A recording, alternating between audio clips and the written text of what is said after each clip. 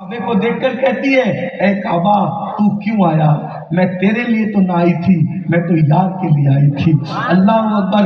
ये राबिया बसरी है। अल्लाह अल्लाह। एक दिन भूखी रह जाए राबिया बसरी तो खाना इस तरह भेजा जाए कि राबिया को जो खिलाएगा अल्लाह उससे राजी होगा। बड़ी शान है राबिया बसरी की। चले, लेकिन राबिया बसरी के पास इमाम हसन बसरी आते हैं और पर्दे के पीछे खड़े रह के कहते हैं, राबिया एक बात तुम्हारे पास लाए हैं, हाँ करोगी? राबिया बसरी ने कहा, क्या बात है हजरत? तो राबिया बसरी को इमाम हसन बसरी कहते हैं, राबिया मैं तुम्हारे साथ निकाह करना चाहता हूँ। पहले का दौर ऐसे ही था, रिश्ता ऐसे बेचते थे पर्दे के पीछे से। आजकल तो लोग इसको ऐप समझते हैं, ज़िना को ऐप नहीं समझते, रिश्ता देने को ऐप समझते। ये हाल है मुसलमान। अगर किसी ने किसी को रिश्ता दिया, रिश्ता देने को ऐप, अरे क्या खुद से कह दिया? अरे खुद से कहा तो क्या कयामत आ गई भाई? जायज है। अगर किसी को कोई रिश्ता डायरेक्ट देना चाहे दे सकता है। ये तो हमने दूसरों का कल्चर अपना लिया। बहरहाल पर्दे के पीछे से हसन बहुत खूबसूरत भी थे इमाम हसन। और राबिया जो थी, मैं नहीं कह रहा हूँ बेअदबी होगी, किताबों में जो लिखा है कि राबिया बसरी का कलर बहुत खिलता हुआ नहीं था, उनका कद भी बहुत ऊंचा नहीं था, यानी बहुत सादी सी, समझाने के लिए कह रहा हूँ, वरना मुझे डर लगता है कि बेअदबी ना हो जाए बुजुर्गों के यहाँ। तो फिर अदब जरूरी। यहाँ तो सब कुछ सफेद चमड़ी है, कुछ सफेद। हम लोग क्या कहते हैं, जिसको देखो तो खुदा याद आ जाए वो वली होता है।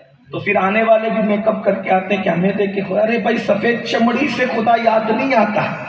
चेहरा देखकर खुदा याद आने का मतलब ये है उसके चेहरे में ऐसी कशिश होगी कि वो आंखों को ठंडक पहुंचाए और दिल को नर्म कर दे, उसकी बातें सुन के आखिरत याद आ जाए।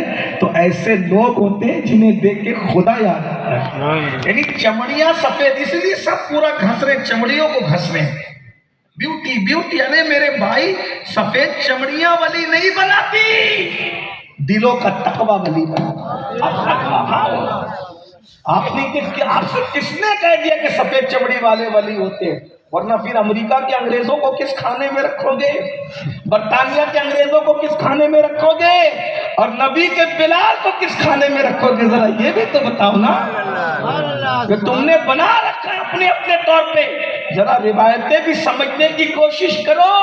बेशुमार औलिया हैं जिनके चेहरे बहुत ज्यादा सफेद नहीं थे, लेकिन उनके दिल ऐसे चमकीले थे जो उनको देखता था देखता ही रह जाता था।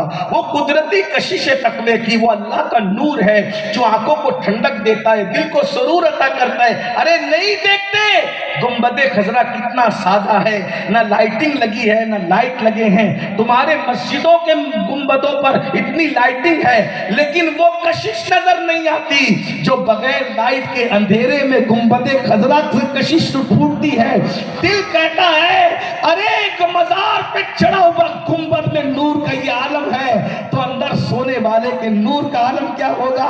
चमक तुझसे पाते हैं सब पाने वाले, मेरा दिल भी चमका दे चमकाने वाले। बरसता नहीं देख कर अब्रे रहमत, बदों पर भी बरसाने वाले। बहुत डरना चाहिए अल्लाह से। जन्नत की ठेकेदारी ना करो, अल्लाह से डरते रहो, ईमान पर खात्मे की फिक्र करते रहो। बहरहाल मुख्तसर में समेट कर कह देता हूँ, इमाम हसन बसरी, इस पर लोग कलाम भी करते हैं लेकिन इबरत की बातें तो मैं बयान कर रहा हूँ।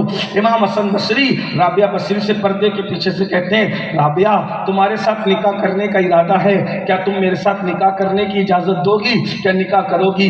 राबिया ने कहा, आप इतने बड़े आदमी हैं, इतने बड़े इमाम हैं, अल्लाह वाले हैं, आपके साथ निकाह कौन नहीं करेगा? सबको करना चाहेंगे, लेकिन मेरे कुछ सवाल है, अगर मेरे सवाल का जवाब दे दो तो इंशाअल्लाह मैं सोचूंगी। कहा बोलो राबिया। अब इमाम हसन बसरी के लिए क्या मुश्किल का जवाब देना, बड़े बड़े मसले हल किए। मौला अली के शागिर्द है, डायरेक्ट शागिर्द हैं। इनकी अम्मी उम्मुल मोमिनीन उम्मे सलमा की खादिमा थी।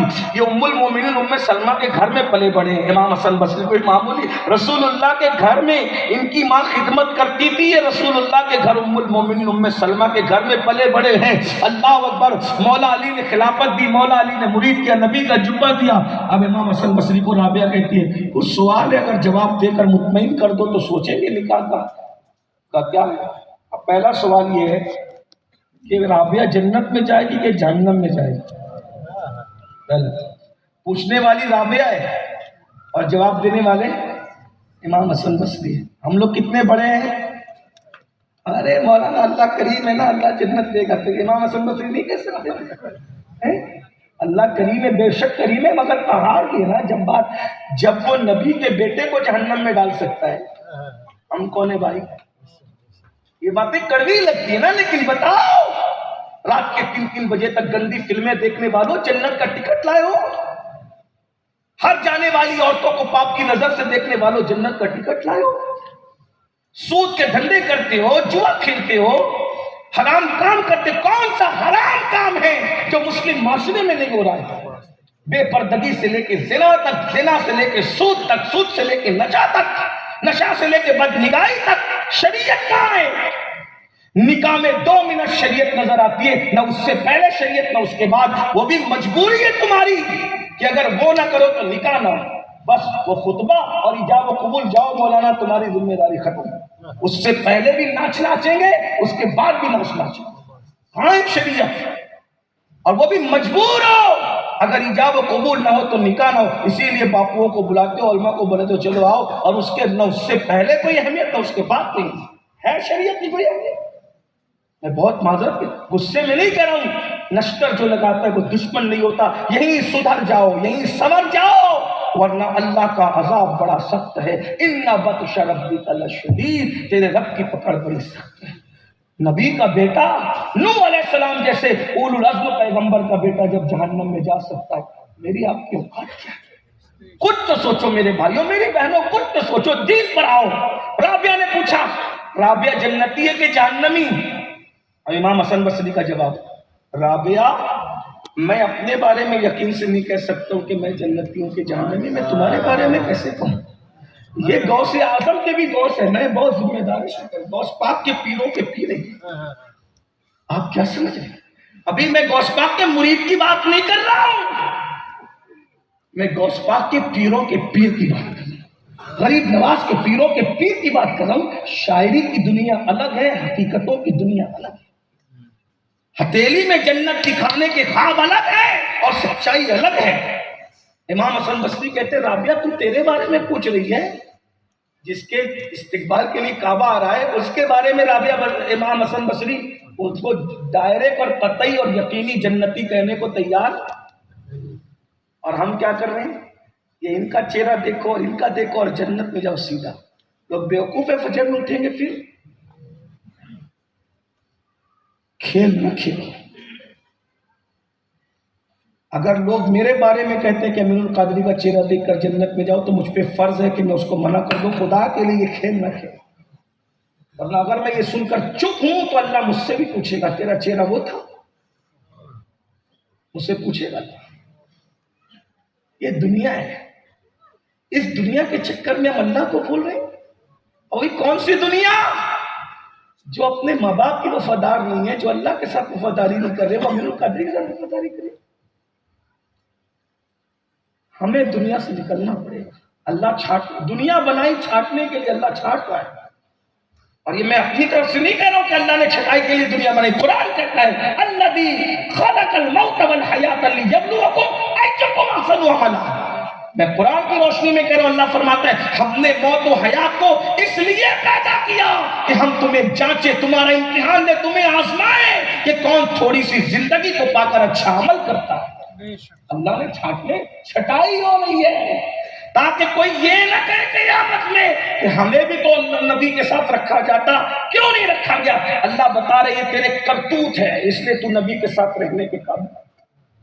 نبی کے ساتھ وہی رہے گا جو ویسا عمل کرے گا، ورنہ سب کو نہیں رکھا جائے گا نبی کے ساتھ. جہنم میں لوگ پڑے رہیں گے. اللہ سے ڈرتے رہو، روتے رہو، آنسو بہاتے. ام المومنین سیدہ عائشہ صدیقہ اللہ کے خوف سے اتنا روتی تھی کہ آپ کا دوپٹہ جب نچوڑا جاتا تھا تو ایسے جیسے دوپٹہ دھو کر پانی نچوڑتے ہیں لوگ، ویسے آنسو نچوڑتے تھے لوگ. عائشہ صدیقہ سرکار، نبی کی بیوی جس کے بستر پہ قرآن نازل ہوتا تھا، وہ اتنا روتی تھی. اور ہم تو کبھی روتی نہیں کیونکہ ہمیں جنت کا ٹکٹ ملا ہے. ٹھیک ہے بھائی، آپ کی مرضی ہے. تو امام حسن بصری کہتے رابعہ میں میرے لیے یقین سے نہیں، امید کی جا، امید کرو